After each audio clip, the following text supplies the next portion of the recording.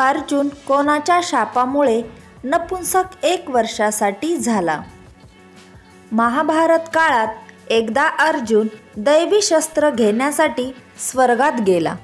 तेथे उर्वशी नावाची एक अप्सरा त्याच्याकडे आकर्षित झाली. जेव्हा उर्वशीने अर्जुनाला हे सांगितले तेव्हा त्याने उर्वशीला आपल्या आईप्रमाणे हाक मारली. यावर उर्वशी चिडली आणि अर्जुनला म्हणाली की तू नपुंसक का बोलत आहेस? मी तुला शाप देते की तू नपुंसक होशील आणि महिलांमध्ये नर्तक बनून राहावे लागेल.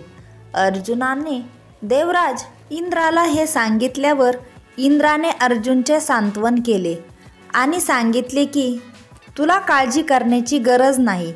येथे शाप तुझ्या वनवासाच्या वेळी वरदानाचे काम करेल आणि तुझ्या वनवासाच्या काळात तुझं या वेशात कौरवांच्या नजरेपासून रक्षण होईल. अशाच नवनवीन कहाण्या ऐकण्यासाठी रेणुका व्हॉइस चॅनलला सबस्क्राईब करा आणि व्हिडिओला लाईक आणि शेअर करायला विसरू नका. धन्यवाद.